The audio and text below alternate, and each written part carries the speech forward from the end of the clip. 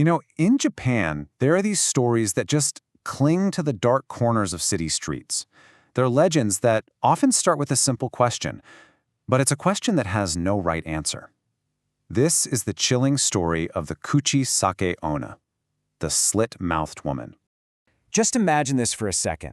You're walking home. It's late. You're all alone. A woman steps out from the shadows. Her face is half hidden by one of those surgical masks. She stops you, and in this quiet, whispery voice she asks, "Am I beautiful?"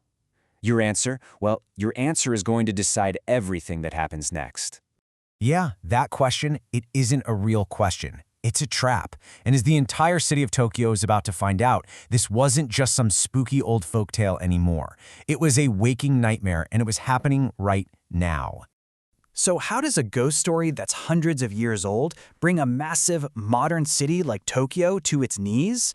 Well, it starts with a string of horrific events. Events so strange, so impossible, they start to tear the whole city apart.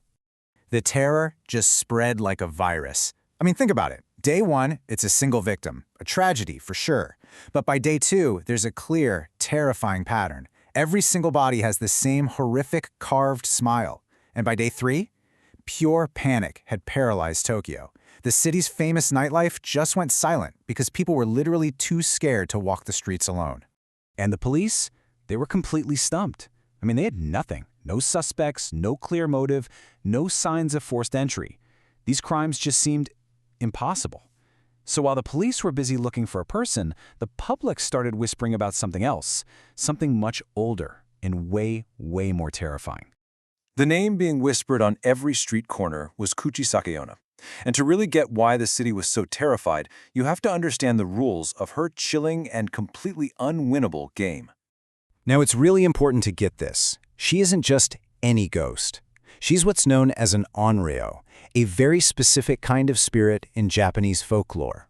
This is a spirit that comes back to our world driven by one single thing: pure, raw vengeance for something terrible that happened to her when she was alive. And here's the truly twisted logic of her curse. There is no way out. If you say no to her question, she kills you on the spot. If you say yes, she rips off her mask to show you this mutilated face and then asks you again. Say yes a second time, and she carves your face to look just like hers. Say no that second time, she still kills you. It's a perfect, horrifying trap. But here's the thing. This vengeful spirit, she wasn't born a monster. Her story is actually a deeply tragic one, a story rooted in beauty, jealousy, and an act of cruelty so unspeakable it created this curse. Legend says that centuries ago, she was a mortal woman, and she was famous for a beauty so incredible it just captivated everyone who saw her. But she was married to a proud samurai, a man whose heart was just being eaten alive by his own insecurity. Her beauty, you see, it brought all this attention, and he just couldn't handle it. He became possessive, paranoid. He saw betrayal in every single admiring glance. His insecurity just festered and grew into this dangerous, violent jealousy. Then one day, in a fit of pure rage, he accused her of being unfaithful, and he attacked her. With a pair of scissors, he mutilated her face. He slit her mouth from ear to ear, and as he did it, he screamed, "Who will think you're beautiful now?"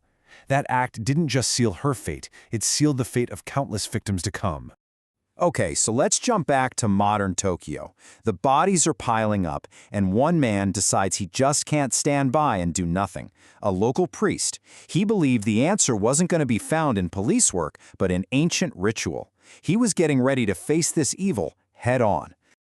This priest, his name was Hoshuma, he felt this deep responsibility to his community, which was just paralyzed with fear. He had this unwavering belief that where modern methods failed, ancient rituals could still succeed. So, armed with nothing but his faith, he prepared to face her himself.